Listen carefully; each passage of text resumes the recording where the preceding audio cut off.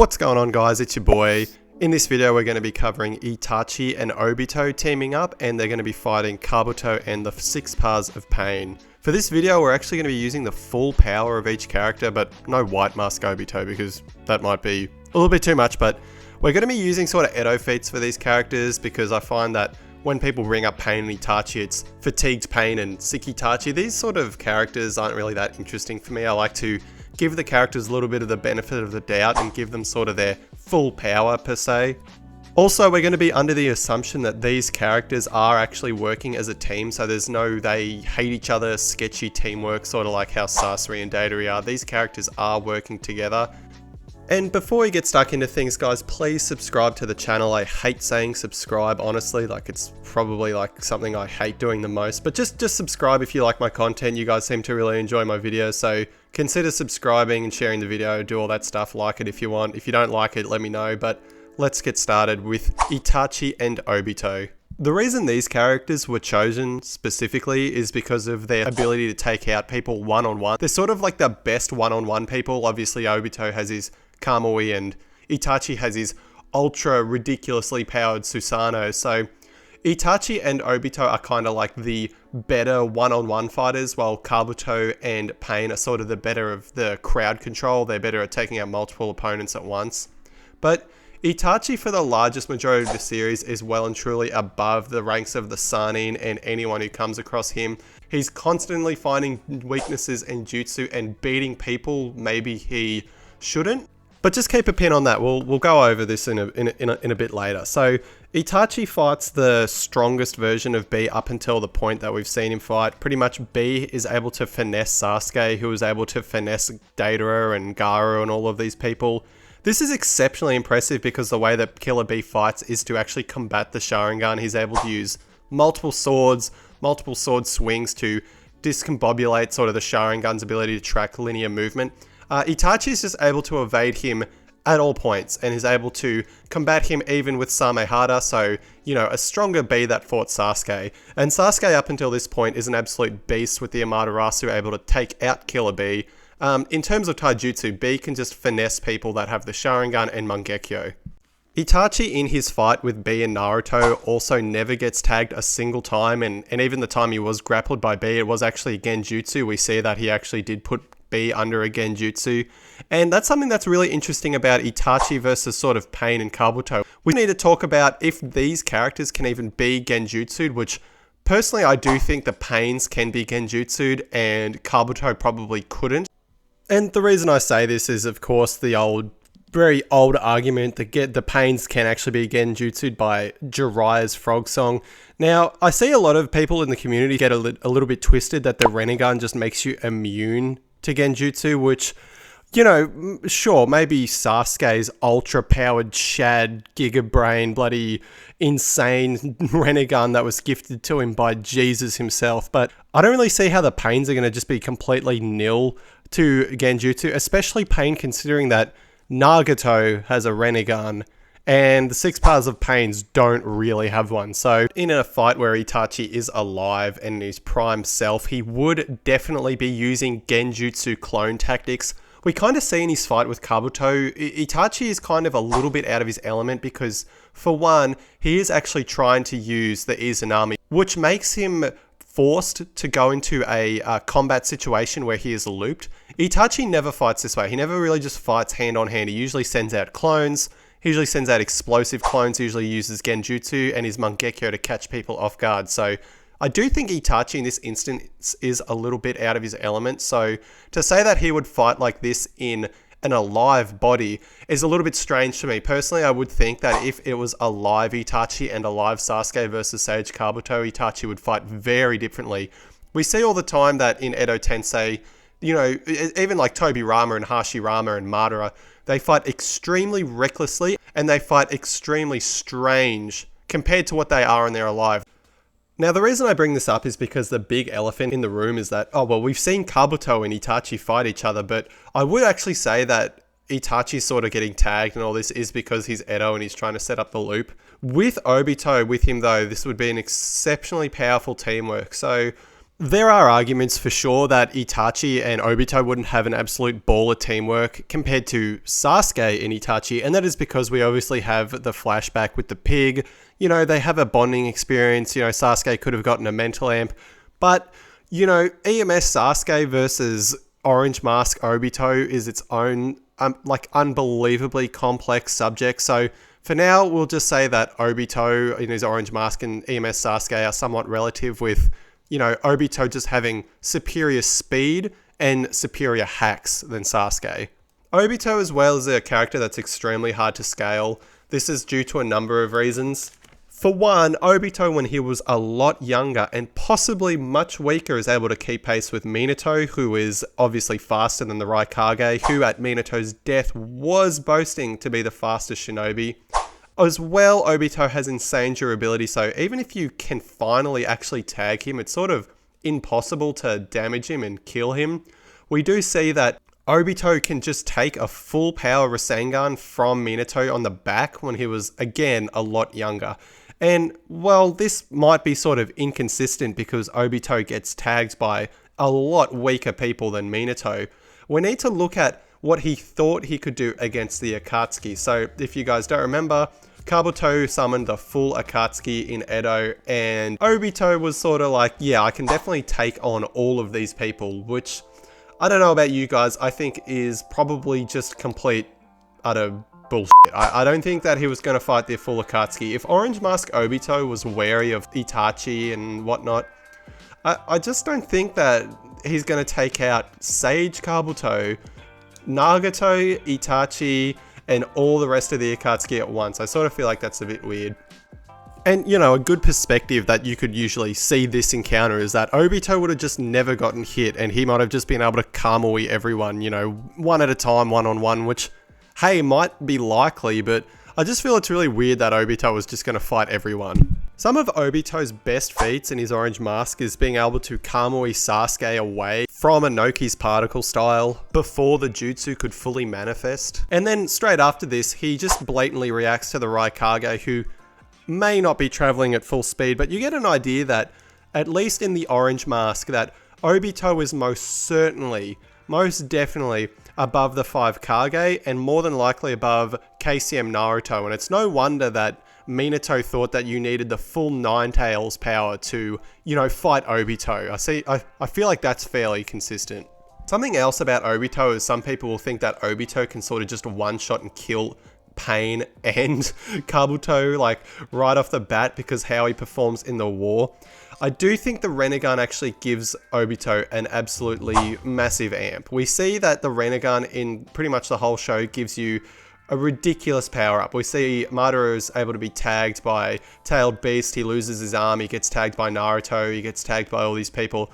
The moment Madara gets one Rinnegan, he never gets touched again until, like, the 6 Bars characters come out. So the Rinnegan is a massive amp. It also should be a massive amp to your physical stats.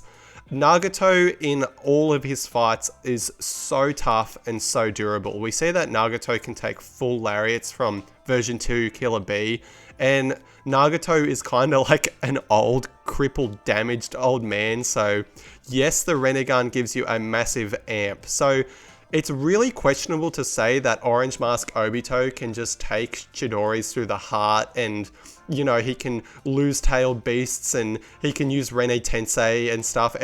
I really don't think Obito is that powerful without a Rinnegan. But it should be noted that this Obito is definitely a tank, and it's pretty insane that the character that can't be hit also can't be damaged. But I did mention at the start of the video, guys, that we will be giving these characters the benefit of the doubt. So no, Obito is not slower than Konan, and no, Danzo's goons are not going to be able to tag him. We're going to be under the assumption that Obito is going sort of all out to try and kill Kabuto and Pain, which is, you know, sort of funny because Itachi as well going all out and Obito going all out still, like, hasn't actually been witnessed. We never see them, like, really try. What is interesting about these characters working together is that you could argue that Itachi and Obito are just going to sit in the Susanoo and not be able to be damaged, but that still might not matter, and we're going to go into a few things that Kabuto and Pain can do right now. Pain, for the most part, is probably more so a rival for KCM Naruto, not Sage Naruto. If you actually reread or rewatch the fight with Sage Naruto and Pain, you really get to see how weak Pain is in his fight with Naruto. Pretty much what happens is that Pain degrades the moment he leaves the Rain Village, and the further he gets away from Nagato. Nagato as well is dying and is bleeding from the mouth whenever he blows up the Leaf Village. Konan actually advises Nagato to not do all the things that he does to destroy the Leaf Village. So even after the fact that Pain does like one of the best AP feats we see up until that point, which is blowing up Konoha, he still has to fight all the Leaf Shinobi, he still has to fight Naruto, he was going to kill Tsunade, so we get a very strange case where a very weak, very heavy intel Naruto, after about 5 video game life upgrades, like that's sort of what Naruto did to Pain, which is pretty funny, in all honesty. As something else that's really interesting about Pain is that in the manga, he fought very differently to how he fought in the anime. Now, whenever people bring up Pain in their versus videos, we see how Pain is able to take, massive boulders to the head. He's able to take punches from Six Tails Naruto. But what we actually see is a very different story in the anime. Now, in the anime, they have a much shorter exchange.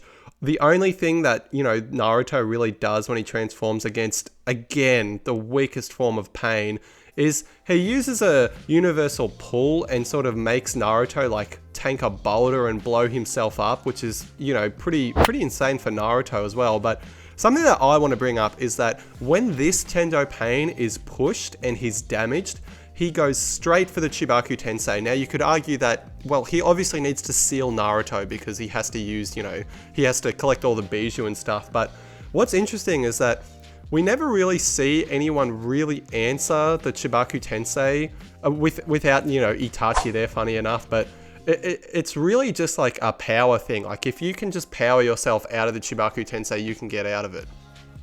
But yes, in my video, this video that we're doing now, we're going to go under the assumption that if Pain is pushed to that level, he's going to look at Kabuto and just go, nah, and then Chibaku Tensei. But we're going to have to get into how the jutsus interact with each other sort of later on. But of course, Nagato was pretty much the same thing as Pain. That's what we're going for in this video. We're giving the characters the benefit of the doubt. We see Nagato just absolutely bully KCM Naruto, harder than anyone else in the series. He kills Naruto and B in seconds, and in the manga it's only a few panels. So to say that Nagato Pain is just getting washed by Itachi or Obito just seems a little bit disingenuous.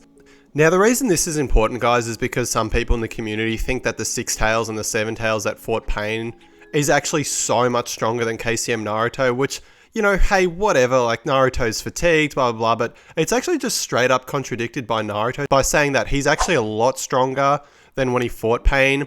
Now maybe he didn't remember how strong he was in the Six and Seven Tails, but I just think, by this point in the series, like, KCM Naruto is stronger than Sage Naruto and the Six Tails, but, regardless, Nagato just absolutely dominated him. And if you want to get technical, Pain did nearly seal him away with the Chibaku Tensei, so, yes, Pain is a KCM level threat. For sure, 100%.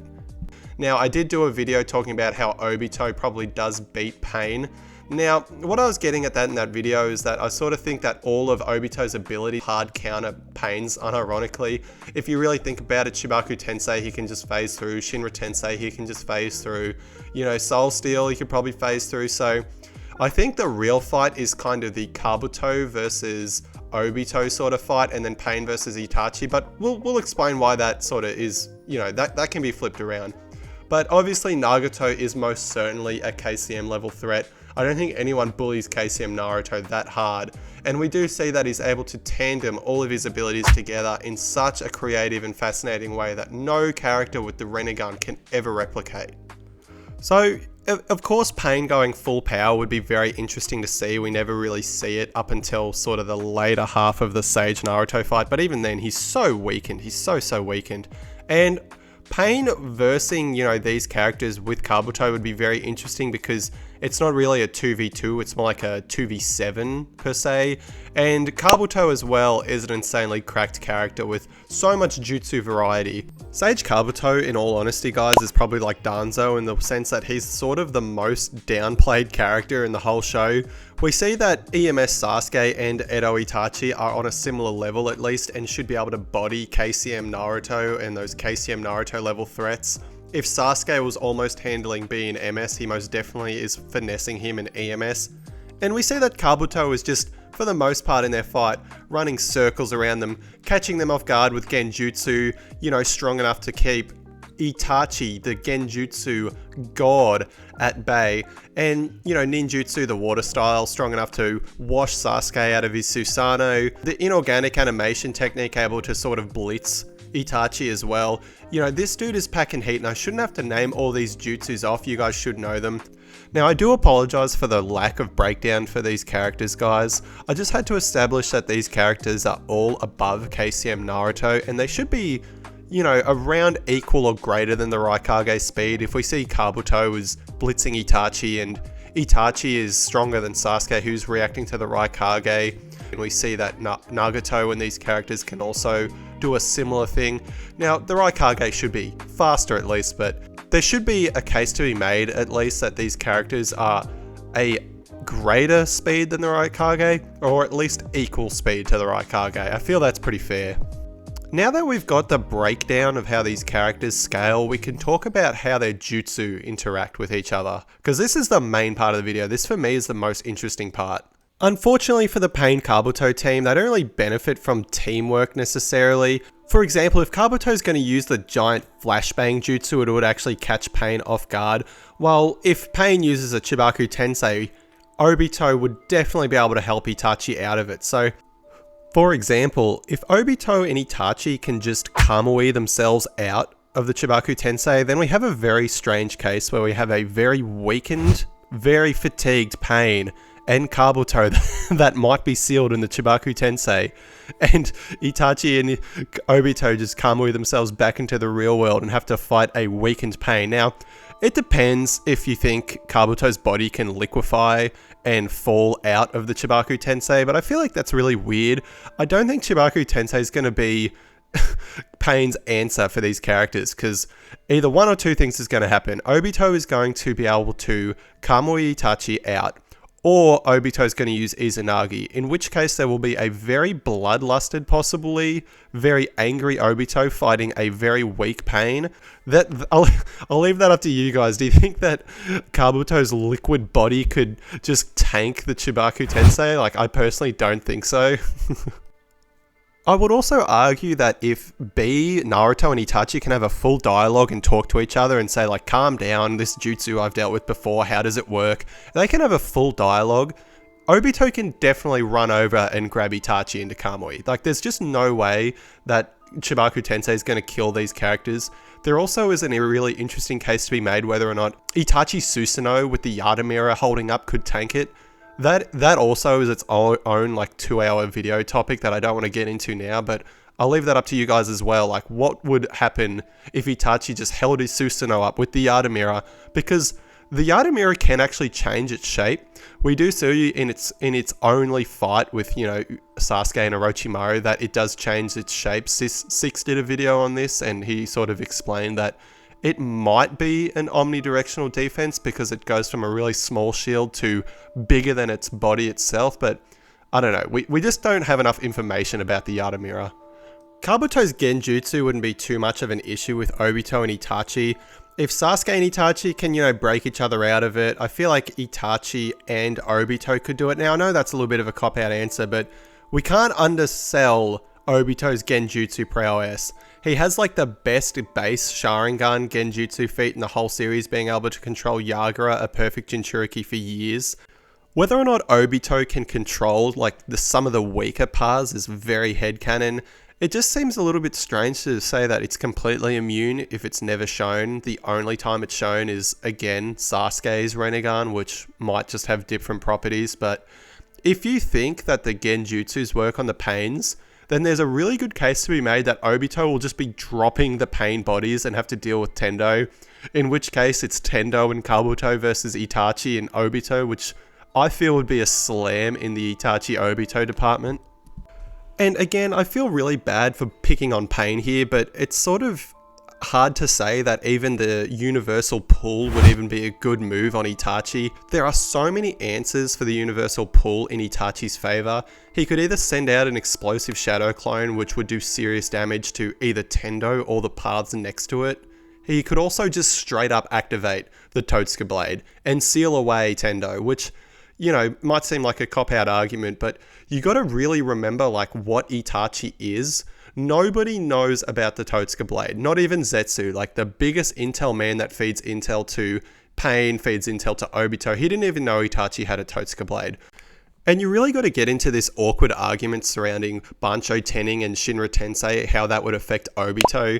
The only thing I could really see happening is that Obito would still be attached by it, but he still would be intangible, if that makes sense. So it either does one of two things. It either just doesn't affect him at all, or it does affect him, but no one can interact with him anyway because, and the reason I say this is because gravity still somewhat works on him.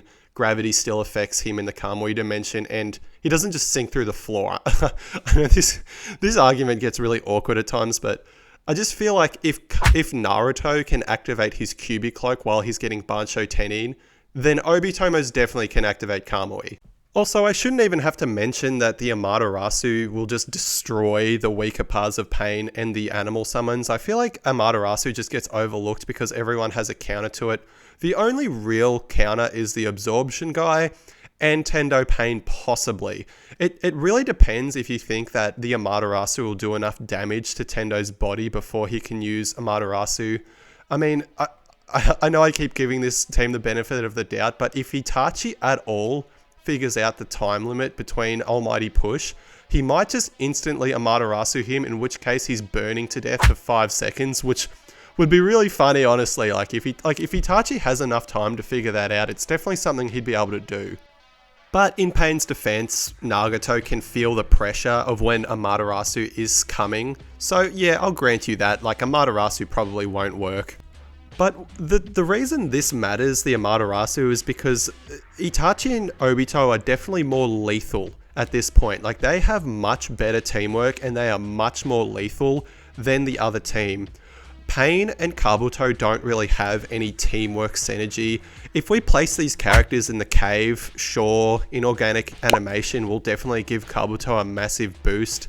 And it might actually also give Pain a boost if you think that, you know, they are going to just bum rush them with pressure. But if we take this fight outside to like the destroyed Konoha per se, and Pain can use the Chibaku Tensei, it definitely will affect Kabuto. So even the location doesn't really benefit the characters simultaneously, I'd say, while Itachi and Obito will definitely have better synergy throughout the whole fight. And for example, if these characters start off their fight in neutral ground like Konoha and they just go straight off the bat, straight away bloodlusted, Kabuto and Pain just have an absolutely great chance of taking this fight early on.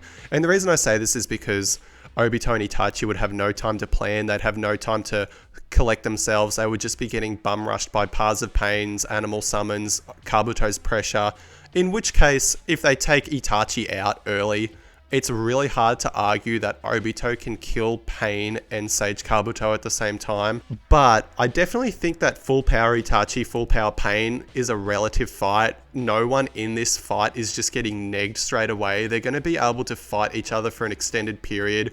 If we're using Prime Itachi and Prime Pain, they're actually straight up presented as rivals by Kishimoto. You know, the whole Nagato and Itachi being the big bosses in the War Arc and stuff. Now, some people say like Nagato's a lot stronger, Itachi's a lot stronger. I just think these arguments are so disingenuous because the Nagato that people say is a lot stronger than Itachi is the Nagato that absorbs level 2 Killer Bee. So it's kind of just weird to say that this Nagato is so much stronger. You know, my buddy TG did a video on Nagato versus Itachi. He broke that down really well. They are definitely rivals. They definitely aren't just stomping each other, and the only real good arguments for the Kabuto Pain team is really just pressure and stamina. But again, this advantage shows itself in the early fight. So guys, the way that the rest of this video is going to go down, it's going to be broken down into the Konoha location and the cave location. And it's going to be broken down into the early, mid, and late fight. So if we're talking about the cave in the early fight, the Kabuto Pain team have the absolute best advantage. You know, the inorganic animation might actually kill Itachi, might actually catch Obito lacking. But if I'm going to be totally honest, early fight, and one of them gets negged, Itachi or Obito, it's still questionable whether or not Obito's Izanagi won't just instantly blitz Tendo or Kabuto. If you look at the Izanagi and how it works, Danzo and Obito can actually go wherever they want, where they respawn. So for example, when Obito uses his Izanagi, he teleports right behind Konan and just blitzes her. This topic has been brought up by TG in his most recent Danzo video. The Izanagi blitz arguments are very strong, and it actually might kill either Tendo Pain or whoever Obito wants. So even if that is the case, even if for some reason the pressure arguments, the cave inorganic animation that works straight away, then you have an Izanami-less Obito that is mad versus either Pain or Kabuto, which actually still is a good fight. If we're talking early fight in Konoha and Pain gets pushed by Itachi, let's say, I feel like that's actually like a very good argument that they will be pushing each other. And Pain goes for the Chibaku Tensei and Obito is preoccupied by Kabuto or the other parts of Pain. And Itachi gets sucked up into the Chibaku Tensei. I can totally see this team winning. But then again, you have to navigate yourself around the Obito Izanami GG Blitz argument. Not to mention that I actually honestly see this team working together. I don't feel like Obito and Itachi would be split up. We see Itachi is willing to fight alongside others. We see that in his fight with Naruto B, he's happy to, you know, cooperate. And in his fight with Sasuke, he is actually working very well with Sasuke, telling him what to do, you know, telling him how to fight Kabuto.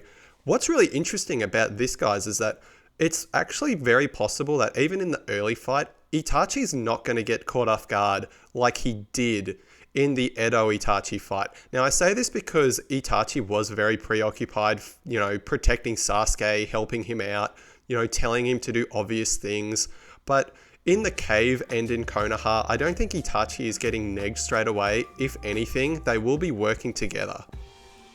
And people like to mention that Kabuto will just blitz Itachi because he has done that before. Like, sure, I'll grant you that, like, it did happen, but I honestly just see him being preoccupied with protecting Sasuke. And if I'm going to be totally honest, if Obito's there helping Itachi be intangible and Itachi's there with his amazing Susanoo, you know, I can totally see Itachi and Obito putting in work. You got to remember, in that fight, guys, Itachi never whipped out the Yatagiri and he never whipped out the Totsuka blade.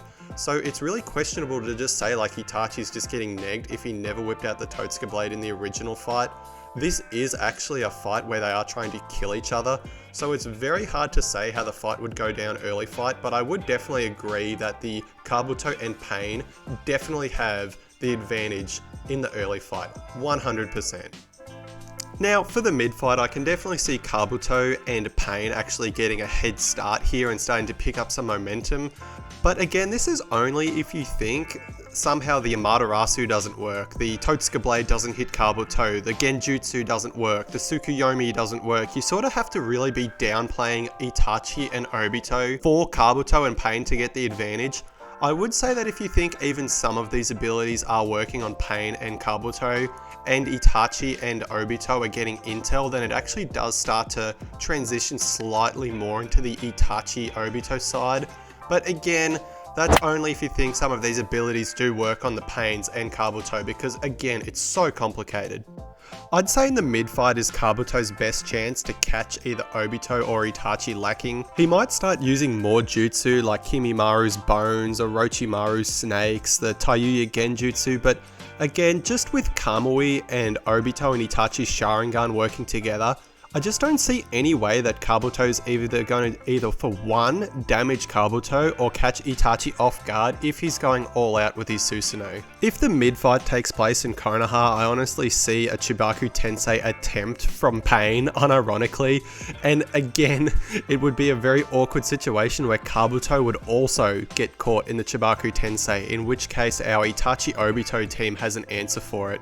And in the caves, again, if Kabuto uses the snake flashbang technique, then we have a very weird situation where Itachi and Obito might still be able to activate their jutsu. We see when this flashbang goes off that they can still talk to each other, and some of them still have their Susanoo activated, but Kabuto is at a massive disadvantage as all 6 Paths of Pain are just absolutely wiped, because we do see that it is a sound and visual sort of attack. It doesn't just affect the sight just alone, it affects both sound and sight.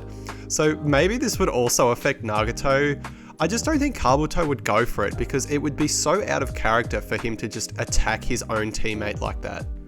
If all of these characters are alive in the late fight in Konoha, Pain is definitely going to go for a Chibaku Tensei attempt, which again wouldn't work, or he would use a massive Shinra Tensei, which again, Obito and Itachi have a better answer for this, to just retreat into Kamui, and Kabuto might actually just get hit by the full force of the Shinra Tensei.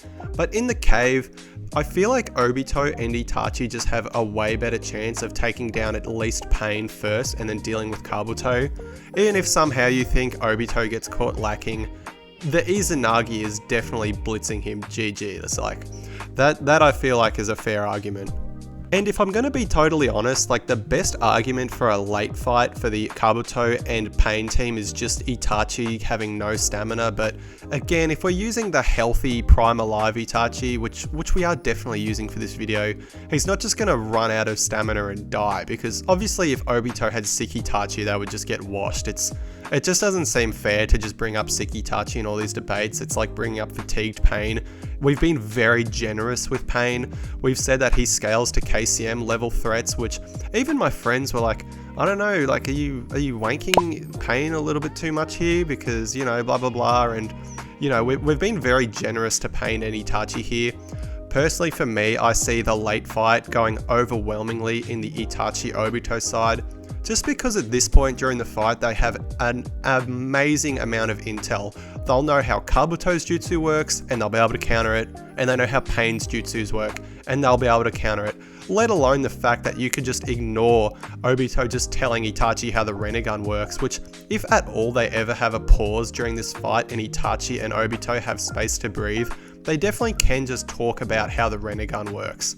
Now, this versus battle, I pretty much made my opinion clear. I feel like Obito and Itachi do win more times than not. But I want to get this out, like I really need to stress this. I thought Kabuto and Pain would slam very hard, mind you. Now, the reason I thought this was because I thought Kabuto was just so powerful, and I actually needed a lot of help with these arguments and a lot of help with this video, so I got into a call with all my friends and they were like, yeah, Itachi Obito. And then we talked about it and we thought, oh yeah, well, Obito, you know, has this, has Izanagi, and Itachi has blah, blah, blah. So if anything, I actually did want the Obito Itachi team to lose, but I just don't ever see it happening. Like, you know, Kamui is so busted, like Izanagi is so busted, Itachi never went full power on Kabuto, and, you know, we've been very generous to Pain. So that's sort of where I stand with the video. So in conclusion, guys, I say Obito and Itachi take it most certainly in the mid to late fight, with a definite victory for Kabuto and Pain in the early fight. I feel like that is their best chance. And if they pressure like these characters enough, like if they pressure Obito and Itachi enough and they can't talk, they can't communicate at all, I definitely feel like they have it. But guys, that's where I stand with the video. Thank you so much for watching all the way to the end. I really appreciate it. Guys, thank you so much for watching. Thank you so much for subscribing to the channel. I'll catch you all later. Bye.